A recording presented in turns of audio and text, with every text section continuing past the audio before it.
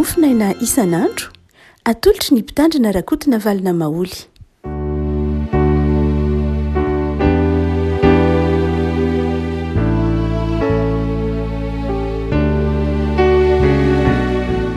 Falmiraba antsika revako tratra ity voalohan'ny volana May ity ny mofinaina voalahatra ao antsika anio dia ny bokin'ny mpitsara toko fahatelo andininy fafitokatra fa iraika ambin'ny folo. Mpitsara toko fahatelo andininy fafitokatra andininy fa iraika ambin'ny folo. Vakitsika aminaran'i Jesosy. Ary nanao izay ratsy eo imason'i Jehovah ny zanak'Israely ka nanadino an'i Jehovah Andriamaniny ary nanompo ireo Bala sy Asera. Dia nirehitra tamin'ny Israely ny fahatezeran'i Jehovah ka nivarotra azy eo an-tanan'ny Kosanina Risataima mpanjakan'ny Mesopotamia izy. Dia nanompo an'i Kosanina Risataima 20 taona ny zanak'Israely. Dia nitaraina tamin'i Jehovah ny zanak'Israely ary Jehovah nangana mpamonjy ho an'ny zanak'Israely izay namonjy azy dia Otiniela zanakalahin'ny Kenaza zandrin'ny Kaleba.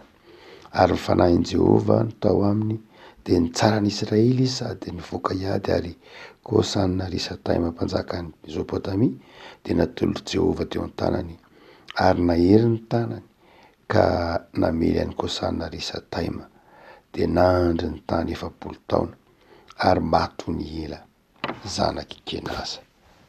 Riray masino manamasinana ny fahamarinana ny teninao ny fahamarinana. Amen. Ny andininy fahasiviriavako dia fehezanteny falalaidy ao amin'ny bokin'ny mpitsara, miverimbelona ao amin'ny bokin'ny mpitsara. Dia nitaraina tamin'i Jehovah ny zanak'Israely ary Jehovah nanangana mpamonjy ho an'ny zanak'Israely izay namonjy azy. Dia nitaraina tamin'i Jehovah ny zanak'Israely ary Jehovah nanangana mpamonjy ho an'ny zanak'Israely izay namonjy azy. Ny teolojian'ny bokin'ny mpitsara avako malala dia io andininy fahasivy io anankiray io renany. Zanak'Israely dia nanao fangalam-pery tamin'Andriamanitra ao bokin'ny mpitsara. Manoty izy mandrakariva miala amin'ny didin'Andriamanitra, mandrakariva miala amin'ny sitrapon'Andriamanitra ary dia kapohan'Andriamanitra, ahitsin'Andriamanitra. Araka andininy fahavalo dia mirehitra tamin'ny zanak'Israely ny fahatezeran'i Jehovah. Matetika miverina koa io teny io amin'ny testamenta taloha, indrindra amin'ny bokin'ny mpitsara, amin'ny bokin'ny Exodosy. Dia nirehitra tamin'ny zanak'Israely ny fahatezeran'Andriamanitra. Mikapoka izy, manitsy ny zanak'Israely izy, ary dia rehefa avy eo dia mitaraina amin'ny Jehovah ny zanak'Israely ary dia manangana mpamonjy azy indray Andriamanitra rehefa avy eo. Dia milamina taona vitsivitsy indray ny fiainan'ny zanak'Israely, 70 taona, taona vitsivitsy, taona maromaro. Fa rehefa kelikely dia adinony indray Andriamanitra dia miverina manota indray izy. Dia mirehitra amin'indray ny fahatezeran'Andriamanitra, dia mitaraina amin'Andriamanitra indray izy, dia mamonjy azy Andriamanitra. Toy izay mandrakariva ny fangalam-pery ny zanak'Israely tamin'Andriamanitra. Andriamanitra tsy mahazaka ny ditra ny zanak'Israely ary manitsy azy, mikapoka azy. Nefa zanak'Israely indray dia miverina mibebaka ary dia mamonjy indray Andriamanitra. Toy izay mandrakariva. Amin'ity eto am-piaratanantsika ity avako malala ny andininy fahafitokatra amin'ny iraika ambin'ny folo amin'ny toko fahatelo dia nanompo an'i Kosanina Risataima izay tany amin'ny faritra Mesopotamia. Kosanina Risataima dia avy amin'ny fokon'ny Kosy ihany. Kosita hitantsika amin'ny bokin'ny Genesisy. Ilay firenena izay ratsy, mpanompo sampy, tsy mendrika, tsy manana moral, tsy manana toetra azo itokisana. Dia izany rehetra any no toetran'ny Kosita izay razamben'ny Kosanina Risataima na ny Mesopotamia. Dia ireo olona ireo zany nanjary notopoin'ny zanak'Israely. Nanjary notopoin'ny zanak'Israely satria izy nanompo ny Bala sy Asera. Lay balia siasy raha eto de sampy anakiroa lehibe, sampy anakiroa lehibe ary tsy asy raha ihany fa na balia ihany fa sampy anakiroa mihitsy asa mpanompo Andriamanitra maro zany ny Babilonianina eto, ny Kosita, ary dia lasa toetra ny zanak'Israely kio zany, toetra ny mpanompo Andriamanitra maro zany, ny toetra ny mpanompo sampy.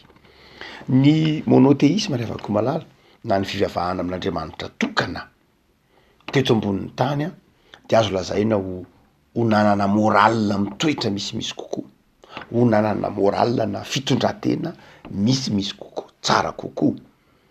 Tsy tokony adonoina zany fa ny fivavahana monoteista ohatra hoe ny judaisme, ny kristianisme dia tena nanome toerana antsoina hoe toetra nampifamatotra ny finoana sy ny toetra.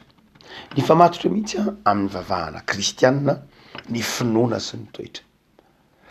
Tsy de tena azo lazaina hoe tsy toetra kristianina, tsy tokony ho marina mihitsy amin'ny toetra kristianina ny hoe mivavaka lahy de mangalatra koa alatsinainy, zavatra tsy toetra kristianina mihitsy zany. Fa ny toetra kristianina de zao mifanakaiky, mifanaraka, mifameno, tsy misaraka, ny finoana sy ny toetra, ny finoana sy ny moral, ny finoana sy ny etika, ny finoana sy ny fahaiza mitondra tena. Zavatra tsy afaka misaraka mihitsy reo amin'ny vavahana kristianina. Fa amin'ny vavahana ataontsika hoe polyteiste, am'reo vavahana mpanompo sampy, dia zavatra afaka misaraka mihitsy reo. Hafa ny fivavahana ary hafa ny fitondran-tena. Ary ndraindray de zao tsy mampaninona mihitsy hoe manao ny fivavahana ho fitaovana hanompo ny tena. Zany hoe any am'izay Andriamanitra mahavonjy no hitotsotoana fa tsy any am'ilay fitondran-tena mamindrika akory. Ny toetran'ny fivavahana, toetran'ireo olona mpanompo sampy na ny toetran'ny olona tsy manana n'Andriamanitra tokana zay inony dia mora mirona any amin'ny filan'ny nofo, any amin'ny ataontsika hoe baikoin'ny tena sy ny filana sy izay zavatra tsy maharitra. Ary zay mahatonga ny tompo ao am'bokin'ny Exodosy manamafy ny mahatokana azy, ny mahatokana an'Andriamanitra de milaza avy hatrany fa mahatokana ny marina, ny mahatokana ny marina na ny fahamarinana de mahatonga antsika anana toe-tsaina hoe tokana ny fahamendrehana, tokana ny fahamasinana. Raha ohatra ka manompo Andriamanitra maro ny olona de mazava ho azy manana karazana fahamarinana be dehibe izy na vérité be dehibe zay inona. Ary rehefa misy vérité be dehibe zay inona zay iainany de misy fitondran-tena maro isan-karazany zay ekeny. Fa ny mahatokana an'Andriamanitra de midika tokana ihany ko ny finoana, toka-po, tokana ny fitondran-tena, mitojo amin'ny fahamasinana, mitojo amin'ny fitiavana, tokana ny fitiavana. Raha rehetrany dia nahitsy ny tompo amin'ny bokin'ny mpitsara. Zanak'Israely zay nifanila vodi-rindrina tamin'ireo mpanompo sampy, ny Kananita, ny Amonita, ny Girgazita, ny Kosita sy ny sisa rehetra dia naka ny toetran'izy ireo. Ary na teo amin'ny lafiny ataontsika hoe fanambadiana aza dia tsy tokana intsony ny fanambadiana fa maro, tsy tokana koa ny Andriamanitra ny fa maro, tsy tokana koa ny fitondran-tenany hoe mahitsy manaraka ny sitrapon'Andriamanitra fa mivilivily tasy sy tarory. Avako malala am'izay ampianarin'ny tompo antsika de ny finoantsika n'Andriamanitra tokana ao amin'i Jesosy Kristy tompo, ny finoantsika n'Andriamanitra tokana amin'ny alalan'ny fandraisantsika ny famelan-keloka nateraky ny azo fijalian'i Kristy sy ny fitsakana tamin'ny maty de manefy antsika ho toka-po amin'ny finoana n'Andriamanitra. Ary ho toka-po amin'ny ataontsika hoe fahamarinana amin'ny fitondran-tena. Ny ampianarin'izao tontolo zao antsika ankehitriny de satria izy tsy mino n'Andriamanitra tokana intsony.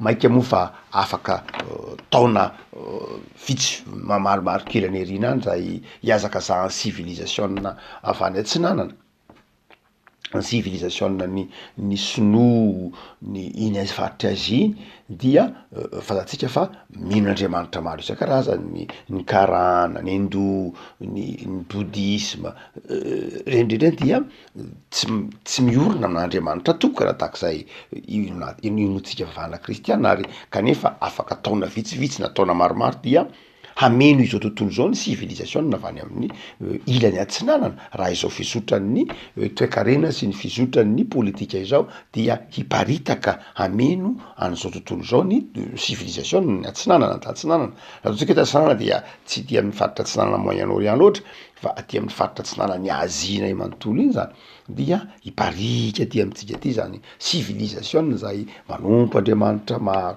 tsy manome zava-dehibe ny ataontsika hoe ny finoanan'Andriamanitra tokanay zany ary mandrakariva de mety hitranga mihitsy hoe rehefa vola ny tadiaviko de Andriamanitra ty ny topoko rehefa fafinaretana ny tadiaviko de Andriamanitra ty ny topoko rehefa zanaka ny tadiaviko de Andriamanitra ty ny topoko rehefa fahefana ny tadiaviko de Andriamanitra ty ny topoko rehefa fihavanana ny tadiaviko de Andriamanitra ty ny topoko rehefa fahavokarana ny tadiaviko de Andriamanitra ty ny topoko karazan-drazan'Andriamanitra tahaka zany ary izany dia manjary mahatonga karazam-pahamarinana izay miparitaka eto ambonin'ny tany tsy fahamarinana tokana intsony fa fahamarinana zay na mampiasa hery aza de mety heverina hoe marina nametrakitraka amin'ny hafa ary de mbola atao hoe marina ihany zany na de efa manitsakitsaka ny zon'ny hafa ary de mbola atao hoe marina ihany zany na de efa maka ny fananan'ny hafa ary de mbola atao hoe marina ihany zany na de efa kamo tsy miasa aza de mbola atao hoe marina ihany zany na de efa tsy hanao na inona raha fa miandro fotsiny tsy manao effort tsy miezaka fa maka ny hafa de mbola atao hoe marina ihany zany karazam-pahamarinana tahaka zany zay hoentin'ny finoana tsy marina hoentin'ny finoana zay tsy miorina amina finoanan'Andriamanitra tokana ny kristiana rehavako malala de zao na inona lazaina amin'ny maha olombelona dia arenany men'Andriamanitra n'izao tontolo zao ny finoana sy ny vavahana kristiana maika moa raha jerena amin'ny lafiny ara-panahy fa fahazavan'izao tontolo zao mihitsy Jesosy Kristy tompo raha tsy teo Jesosy dia tao anatin'ny aizina izao tontolo zao aizan'ny fitiavatena aizan'ny fangejana aizany zay noentin'ny Asera sy ny Baal ny Asera zay ny fivavahana fampanjakana ny nofo ny Baal fampanjakana ny nofo amin'ny alalan'ny fahafahana mody endrika ivelany zany no tompon'ny zanak'Israely zany nahamaika ny olombelona fampanjakana ny nofo fetan'ny nofo sy ny tsy mahita fifaliana amin'ny fiezahana zany afaka malala ny vanim-potsampy ny mpanompo-tsampy dia tsy mba mahita fifaliana amin'ny antsony hoe fiezahana tsy mahita fifaliana amin'ny antsony hoe fikirizana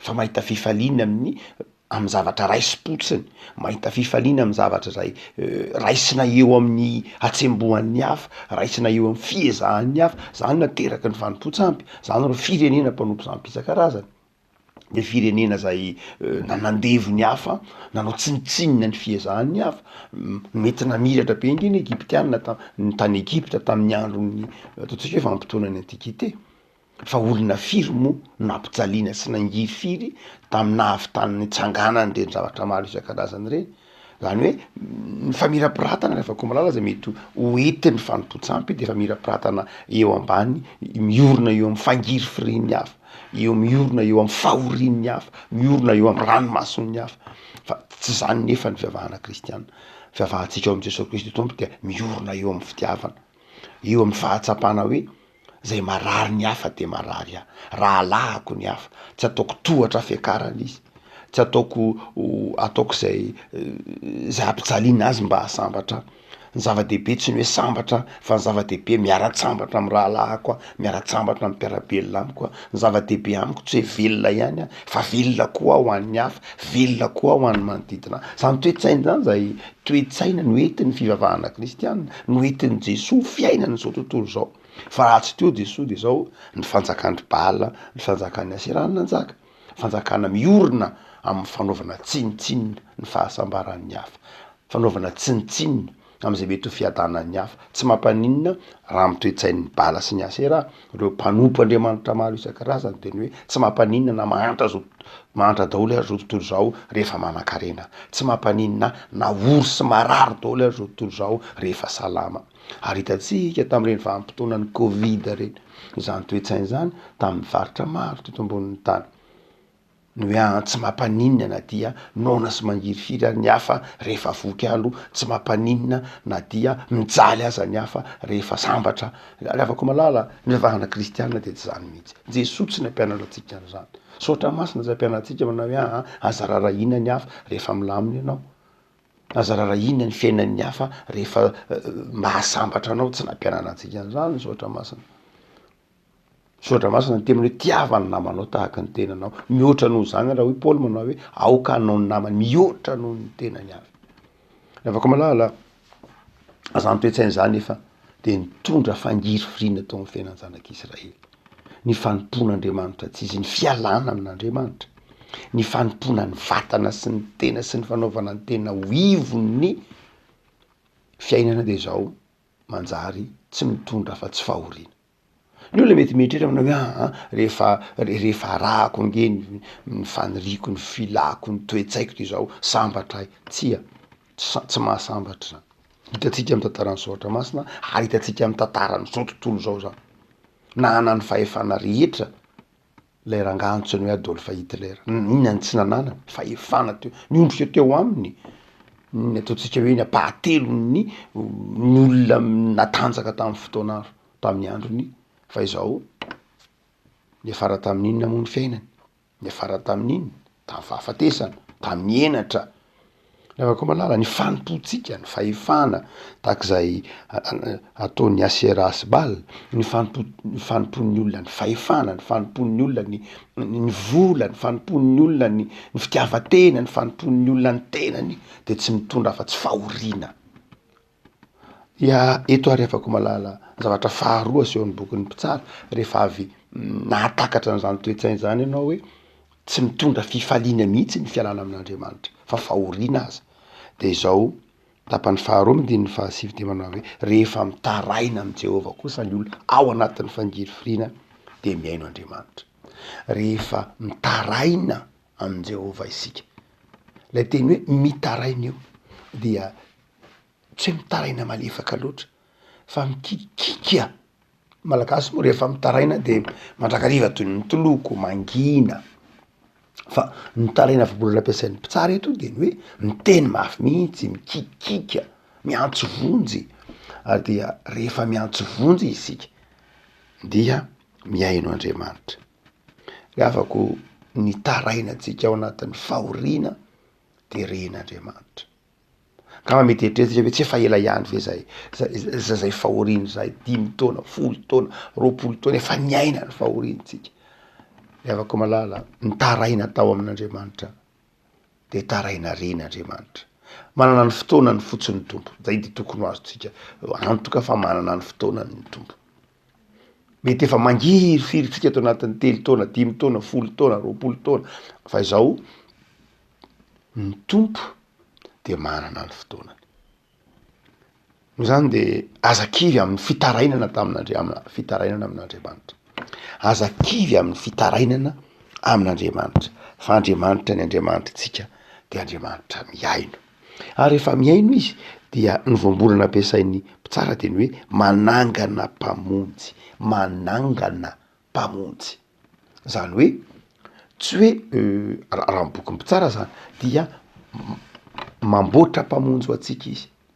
Lay voambolana ampiasainy de zao eo amin'io tsika io ihany no ananganan'Andriamanitra mpamonjy ho atsika. Marina fa ao am' Jesosy Kristy tompo de naniraka ny zanany aty ambonin'ny tany Andriamanitra mba hamonjy atsika. Fa amin'ny fiainantsika andavanandro de zao ny mpamonjy atsika de zao eo amitsika eo no ananganan'Andriamanitra, ny fidianan'Andriamanitra mpamonjy atsika. Zany hoe Andriamanitra raha afaka malala de zao miaino ny tarainantsika izy ary manangana mpamonjy atsika. Misy olona, misy zavatra, misy fitaovana, misy hain'Andriamanitra mamonjy atsika ao anatin'ny fahoriana sy ny taraina zay ilantsika vonjy amin'Andriamanitra. Afako engane ho azonao antoka fa rehefa tojo zavatsarotra ianao, tojo zava-manahirana ianao de zao midodododo, aoka hidodododo hitaraina amin'Andriamanitra. De zao manangana mpamonjy Andriamanitra. Mamonjy atsika izy, miaino atsika izy, eo akaikitsika izy. Zany de hitatsika tamin'ny amin'ny fitsakaran'i Jesosy tamin'ny maty, nanangana an' Jesosy tamin'ny maty. Andriamanitra zay mpamonjy ho atsika, nanangana an' Jesosy tao amin'ny fahafatesana izy, nanangana an' Jesosy avy tao amin'ny fasana izy mba hamonjy atsika. ary izay fasana izay de tsy inona tsy akory fa ny fanandevozana nataon'ny Kosanna Risa-Taima, ny fanandevozana nataon'ny ny fanompona ny Aserasibal, zany lay fasana zay nitsanganan'i Jesoa ary nentiny nanangana atsika tamin'ny matiko. Manana finoana avako malala ary miorina tsara amin'ny finoana, aza miova metezy hitaraina amin'Andriamanitra, maneke hitaraina amin'Andriamanitra, tsy fahambaniana mihitsy ny vavaka tsy akory fa mifanohitra am'zany. Ny vavaka de midika fiankinana amin'Andriamanitra, tsy fahambaniana zany, tsy faharesena zany fa ery ny fivavahana. De mahery zary mivavaka amin'Andriamanitra, tsy resy zany zay rehetra miaraka amin'Andriamanitra. Mety mandalo fizaham-toetra fa tsy resy. Ny tompony ampahery anao ary ahatsiarovana fa ny fibebahana sy ny fiverenanao amin'Andriamanitra ihany ny mitondra fahasambarana. De lay Andriamanitra tokana sady marina ao am' Jesosy Kristy Tompo zay ny tomponao de miaino anao izy, mamonjy anao izy, tsy manary anao izy. Hivavaka isika.